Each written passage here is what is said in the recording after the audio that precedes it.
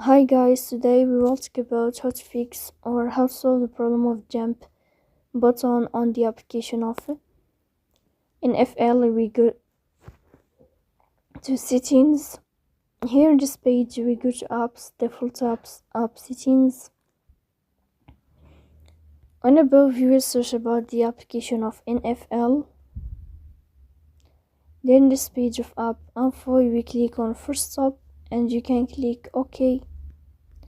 Here you will enter to the window of storage. Then we click on clear cache, but pay attention, don't click clear data because that can delete your account.